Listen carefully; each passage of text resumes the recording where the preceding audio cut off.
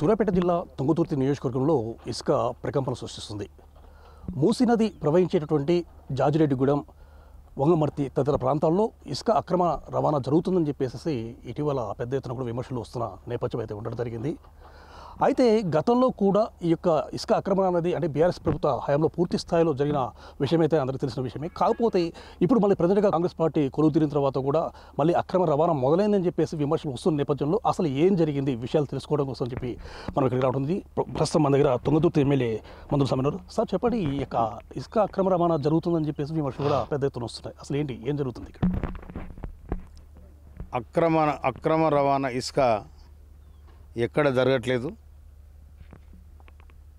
మూసీ నది ఏదైతుందో ఆ మూసీ నదిలో ఉండబడిన సిల్ట్ ఏదైతుందో పూడిక, అది ఎప్పుడైనా తీయాల్సిందే.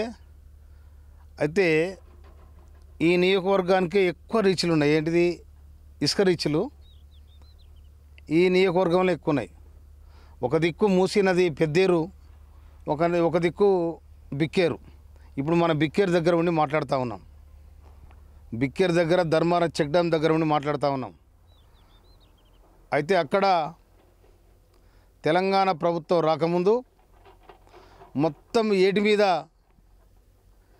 గొర్రెల మందల మీద తొడేలు పడ్డట్టు ఏడు మీద పడ్డారు. మొత్తం ఏడు మీద పడి ఏడును దోసుక తినరు. కానీ ఎన్నికల తర్వాత ఎప్పుడైతే ఆ గొర్రెల మందల మీద తొడేలు పడ్డా ఆ తొడేళ్ళ తోక కత్తిరించేసరికి ఆగమాగం అవుతుంది.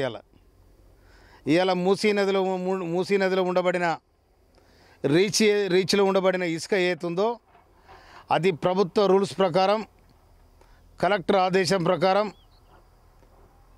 రాష్ట్ర మైన్స్ మినరల్ డెవలప్మెంట్ కార్పొరేషన్ దాని ప్రకారం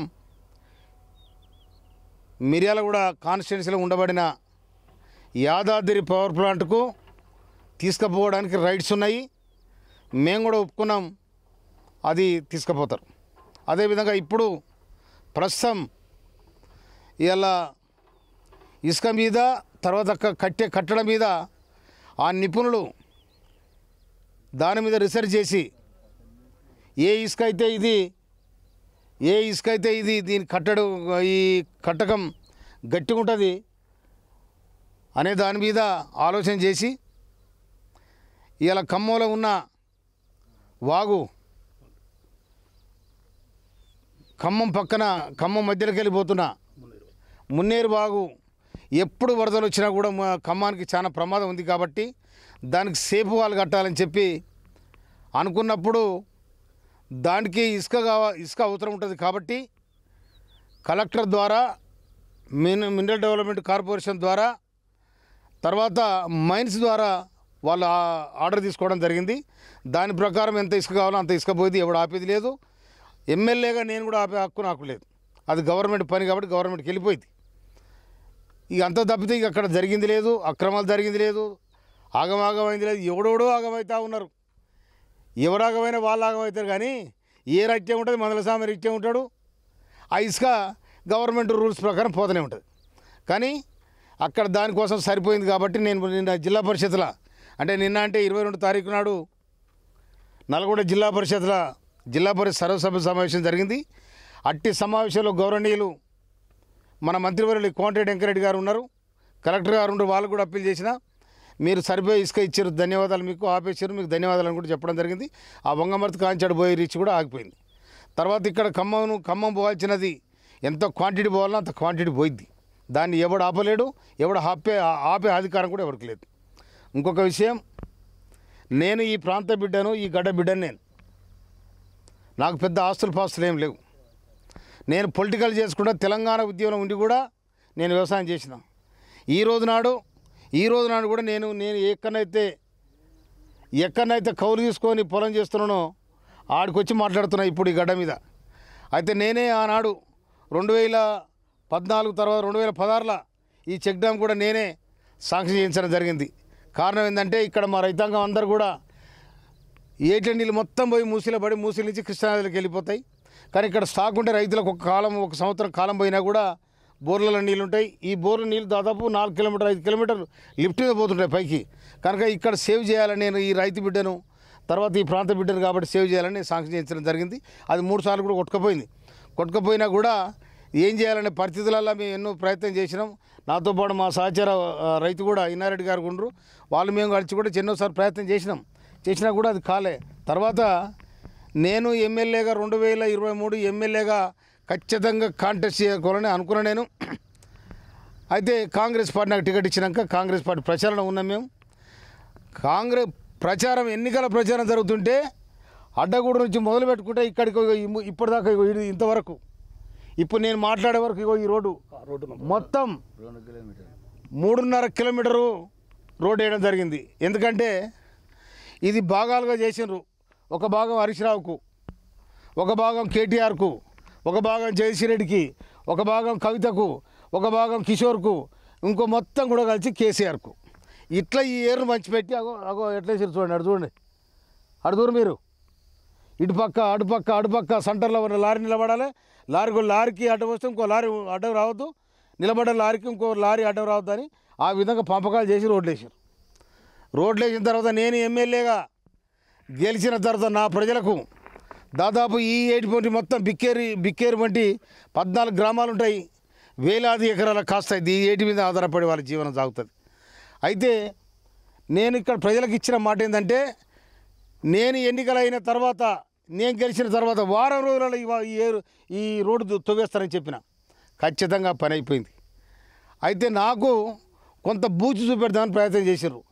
ఎన్నికలలో మందల సమయంలో జర మభ్య పెట్టుకొని ప్రజలు ఇస్తే ఎన్నికలలో మాకు మాట ఇస్తాడు, మేము ఇసుక తోలుకొని పోతున్నాడు.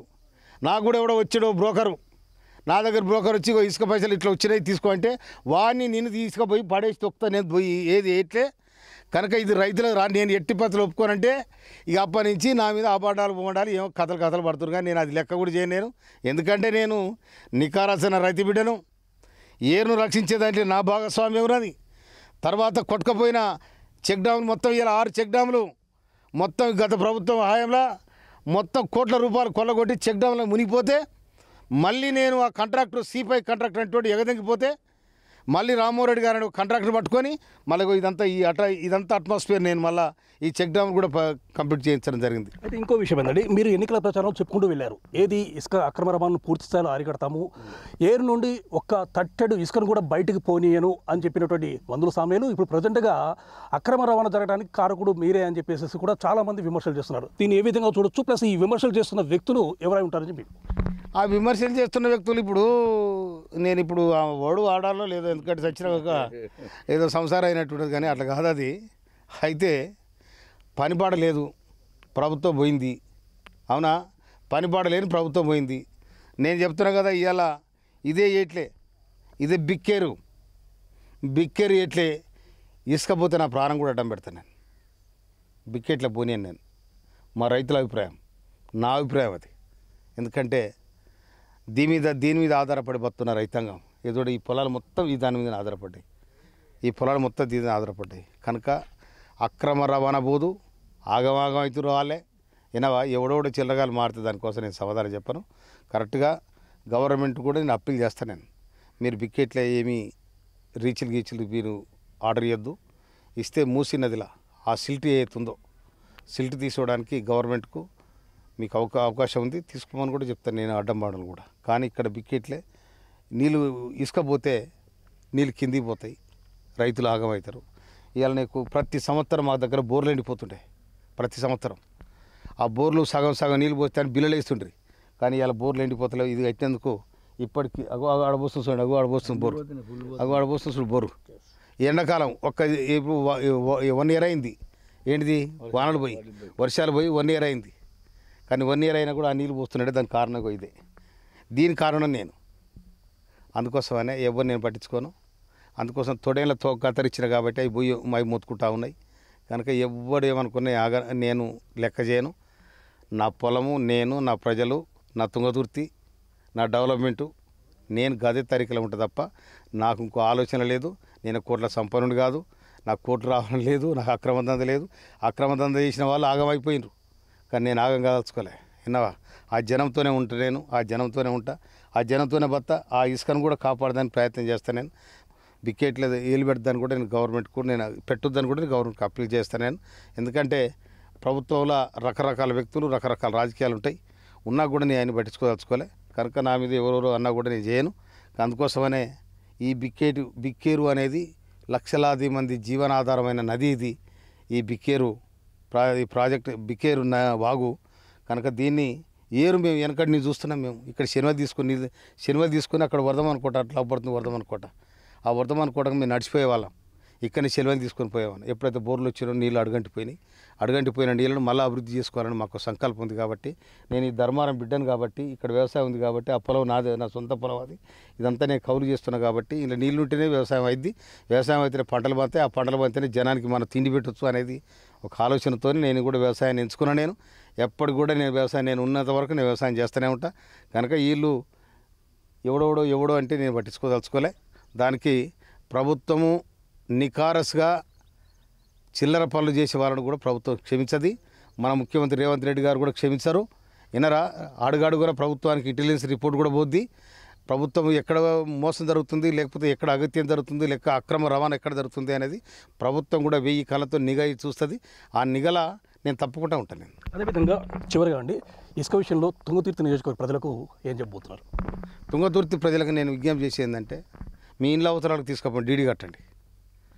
ఇండ్ల అవసరాలు తీసుకపోండి. ఎందుకంటే ఇంట్లో బియ్యం స్టాక్ ఉండగా ఇసుక స్టాక్ ఉండదు. కనుక మీరు తప్పకుండా మీ ఇల్లు కట్టుకోవాలన్నా, గవర్నమెంట్ అవసరాలు తీసుకుపోవాలన్నా కూడా ఎంఆర్ఓ ఆర్డర్ ఉంటుంది. తర్వాత ఇళ్ళలో పోవాలంటే విలేజ్ సెక్రటరీ ఎవరైతే ఉన్నారో విలేజ్ సెక్రటరీతోని ఆ ఇల్లు నమూనా తీసుకొని ఫోటో తీసుకొని ఆయన కనుక ఆ పర్మిషన్ ఇస్తే ట్రాక్టర్తో కూడా తీసుకుపోయి ఆ ఇల్లు కట్టుకోవచ్చు అని కూడా నేను విజ్ఞప్తి చేస్తా ఉన్నాను. నేను ఇంకోటి, నాతో పాటు ఈ చెక్ డ్యాముల వ్యవహారాలు కానీ వ్యవసాయ రంగంలో కానీ అన్నిట్లో కూడా నాతో పెద్ద రైతు ఇన్నారెడ్డి వాళ్ళదంతా ఆ భూమి అంతా వాళ్ళదే. కనుక నాతో పాటు ఇసుక వ్యవహారాలు కానీ రాజకీయాలలో కానీ అన్నిట్లో కూడా ఈ పరిస్థితి ఇవన్నీ కూడా ఉన్నది. కనుక వారిని కూడా రైతులు, ఆయన పెద్ద రైతు, ఆయన కూడా తెచ్చుకొని ఆయన కూడా చెప్పండి. ప్రజెంట్గా సామేల్ గారి మీద ఈ యొక్క దుష్ప్రచారం జరుగుతుందని చెప్పేసి మిగతా వాళ్ళు చెప్తున్నారు. మీకు దగ్గర అంటే ఇప్పుడు ప్రజెంట్గా మీరు సామేల్కి దగ్గర వ్యక్తి, ప్లస్ ఇంకో విషయం ఏంటంటే పక్కన రైతు కూడా. నిజంగా ఒక రైతు పరంగా అసలు ఏం జరుగుతుంది? సామేల్ గారు ఇసుక గురించి చాలా స్ట్రిక్ట్గా పని చేసుకొని ఇది ఆపేసారు. ఇది చెక్లమ్మలు మొత్తం కడుతున్నారు. కానీ ఇసుక ఈయన ద్వారా పోతున్నది మాత్రం నేను నాకు అన్నీ చెప్తాడు. ప్రతి ఒక్క విషయం అతను చెప్తాడు. కాబట్టి ఇసుక నేను అడుగుతా కూడా, ఏంది మరి మళ్ళీ బదనాం అవుతున్నావు, ఏంది ఇది ఎక్కడ కథ అని అడుగుతున్నాను. అమ్మటే లేదు నేను అట్నే చెప్తారని చెప్పాను. ఇప్పుడు 2-3 సార్లు నిన్న కూడా ఒక వార్త తెలిసి అడుగుదాం అనుకుని ఇలా ఫోన్ చేసిన. అదంతా ఒట్టిది. అది ఆయన దీని విషయంలో మాత్రం స్ట్రిక్ట్గా ఉంటుండు. ఆయన ప్రాణదానం అని చేస్తా కానీ ఇసుక మాత్రం పోయి ఊపిరినంత వరకు చెప్పిండు మాతోని. మేమందరం అటు అనుకున్నాం కూడా. కాబట్టి ఇసుక మాత్రం ఆయన హయాంలో అసలు పోదు. ఇక ఆయన అంటే కొంతమంది పని కట్టుకొని ఈ విధమైనటువంటి విషయాలు చెప్తున్నారు, బయటకు తీసుకొస్తున్నారు. అవన్నీ అనవసరమేనండి. నాకు తెలుసు, వాళ్ళ సంగతి కూడా అందరూ తెలుసు. కానీ ఇప్పుడు ఏదో ఆయన మీద ఇష్టం లేక అని చెప్పి చేస్తారు. అది వాస్తవం అయితే ఇప్పుడు జాగడ్డగూడెంలో ఉన్నది కదా ఇసుక, అది మనకు సంబంధించింది కాదు. అది కరెక్ట్గా అన్నట్టే మూసి సంబంధించింది. అది ఆ పూడిక సోలిపేట దాకా తీసుకున్నాక నష్టం లేదు. ఆ ఇసుక చెక్ డ్యాములు ఉన్నాయి కాబట్టి మా నదులకు ఎటువంటి ఇబ్బంది రాదు. అవి లేకపోతే మొత్తం ఆడ తీస్తూ ఇది వెళ్ళిపోతూనే ఉంటుంది ఇసుక. అయితే బిక్కేర్ నుంచి కాదు, ఇప్పుడు వంగమర్తి ఉంది కదా, వంగమర్తి నుంచి రవాణా జరుగుతుందని చెప్పి. అవును, మూసినది కదా అండి. అది మూసినది ఇక్కడ కూడా పోతుంది. కానీ ఇక్కడ అంత దూరం పోదు. అవతల వాళ్ళు గవర్నమెంట్ ఆర్డర్ ఇచ్చారు కాబట్టి దానికి ఈయనకు సంబంధం లేదు. అడిగింది నేను పోయిన నెల కిందనే నాకు తెలిసి అడిగింది నేను, ఇదేంది నువ్వు బదనం అవుతున్నావు, కోట్లు తీసుకుంటున్నామాట మరి అంటే చెప్పిండు. మొత్తం దాదాపు ఒక అరగంట ఇచ్చే ఇంతసేపు మాట్లాడింది కదా, వాంగ్మూలం ఇచ్చిండు కదా ఒకసారి టీవీలో. ఎందుకంటే మా మొత్తం దాదాపు 30 ఎకరాల పొలం ఉంది. అందరు పేదలు, ప్రతి ఎకరానికి కూడా పైప్ లైన్ ఉంది. ఒక్క ఎకరానికి కూడా. ఇక్కడి నుంచి ఇది లేకపోతే అన్ని బీడే మొత్తం పొలాలు. ఎక్కడి నుంచి జానకపురం నుంచి ఏరు ఎంత లెక్క ఉందో అంత నుంచి మొత్తం బీడే ఉంటాయి. చాలా ఎంత కష్టపడి బోర్లు వేసుకుని అంత ఈ లేకపోతే జీవనాధారం లేదు. ఈ చెక్ డ్యామ్ చేయబట్టి ఇప్పుడు ఫుల్ పోతున్నాయి బోర్లు నీళ్ళు. అసలు నార్మల్ దున్నుకోపోదు ఈ సంవత్సరం. ఇప్పుడు చెక్ డ్యామ్ కూడా మందుల సామేల్ గారి ద్వారానే వచ్చిందని చెప్పి. అవును, 3 సార్లు మీద ఇంజనీర్లతో ఎన్నిసార్లు కొట్లానే మేము ఫోన్ చేసి ఇద్దరం మేము పోయినసారి 2 సంవత్సరాలు తీర వర్క్ మొదలు కానీ సిమెంట్లు అన్లోడ్ చేసుకొని వెళ్ళిపోయారు ఇక్కడి నుంచి. అంతా ఆయన పోయిన ఎమ్మెల్యే ద్వారా జరిగిందని మాకు తెలుసు. ఆయన వస్తున్న రాలేదు. సీఈఓ ఇంజనీర్లు, చీఫ్ ఇంజనీర్లకినా వాళ్ళు ఎవరు పట్టించుకోవాలి. ఈయన ఇప్పుడు ఎమ్మెల్యే కాబట్టి ఇట్టే పండుకుని, ఎందుకంటే ఈయన తీసుకొచ్చిన ప్రాజెక్టు పాస్ కావద్దు అనేది అట్టే పండబెట్టింది ఇది. అట్లా లేకపోతే ఇప్పుడు 2 years బ్యాకే అయిపోయేది. స్టార్ట్ అయిన సంవత్సరమే. అంతా మేము ఎప్పుడు ఇక్కడికి వస్తాం. ఈసారి కానీ బిజీ అయ్యి మేము తిరగలేకపోతున్నాం. చెప్పండి. మాట చూడండి, ఆ రోడ్డు చూడండి. ఇప్పుడు 6 నెలల లేదు ఇంకొక మాట చెప్పనా, ఇదేనండి ఈ 6 నెలల ఖాళీ అయిపోయి ఇసుక నేను లేకపోతే నేను ఎమ్మెల్యే లేకపోతే దీని నిండా ఏట్లు ఇది ఏటి నిండా లారీలు స్వరవిహారం చేస్తుండే మొత్తం తీసుకుపోతుండే వచ్చిన జనాన్ని కూడా తొక్కించుకొని తీసుకుపోయేవాళ్ళు నైజాం సర్కార్ కంటే అన్యాయంగా జరిగింది అది ఇవాళ పోయిన సంవత్సరం చిరగూడు కాడ అడ్డం తిరిగితే ఆడపిల్లల మీద లారీలు ఎక్కించి తీసుకుపోయి దుర్మార్గమైన వ్యవస్థ సాగింది కానీ ఇలా పరిస్థితి సాగదు అది ఇవాళ ఇట్లా ఈ ఏట్లు వేయాల మనుషులు తిరుగుతాయని రోడ్లు లేవు ఏట్లో ఎవరి కోసమో రోడ్లు వేసారండి ఎందుకు వేసి రోడ్లు దానికి ఇవ్వడం ఇవాళ టీవీలో మొత్తుకుంటాడు సమాధానం చెప్పాలి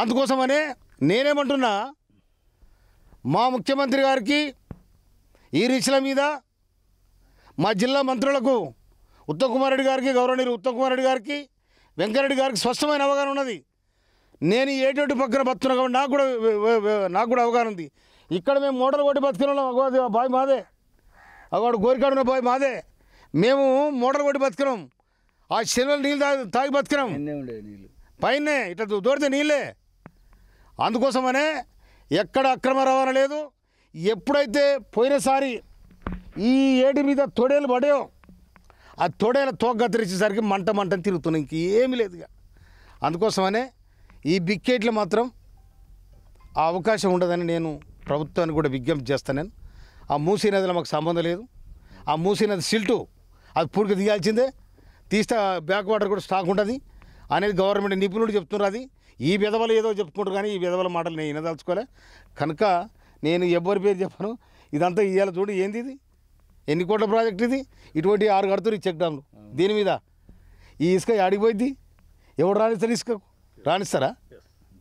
రాణిస్తారా కనుక ఇవన్నీ భ్రమలు ఇవాళ చూడండి ఆ రైతులకు సేఫ్ కావడానికి కూడా కట్టగడతాం నీవు ఏది దాని డిజైన్ సేఫ్టీ వాల్ కడతా ఉన్నారు అక్కడ చూడండి అది ఆ సేఫ్టీ వాల్ కడతా ఉన్నారు ఇట్లా అటుపక్క 1000 ఎకరాలు ఇటుపక్క 1000 ఎకరాలు పాడటానికి ఈ ఏరు జీవనాధార తల్లి లాంటిది ఈ తల్లిని ధ్వంసం చేసుకోం కదా మేము కదా అందుకోసం నేను ఇవాళ నాకు చెప్తానండి దాదాపు నేను చైర్మన్ కాకముందే నాకు వ్యవసాయం మీద దాదాపు నాకు కారు కంటే 18 లక్షల రూపాయలు వస్తాయి 18 లక్షల రూపాయలతోనే నా కారు నేను నా మెయింటెనెన్స్ ఏనైతే అందుకని నేను ఎప్పుడు కూడా వ్యవసాయం వదిలిపెట్టుకో ఇది కాకపోతే ఇంకో దగ్గర చేస్తాను నేను వ్యవసాయం అందుకని వ్యవసాయానికి ఏటికున్న నీళ్ళకు బంధం ఉంది ఏటికున్న నీళ్లకు వ్యవసాయానికి మందల సామ్యాలకు బంధం ఉంది తుంగతుర్తి ప్రజలకు మందల సామ్యాలకు బంధం ఉంది ఎవడు ఆగేది లేదు ఎవడు నా మీద రకరకాల పుకార్లు చేస్తే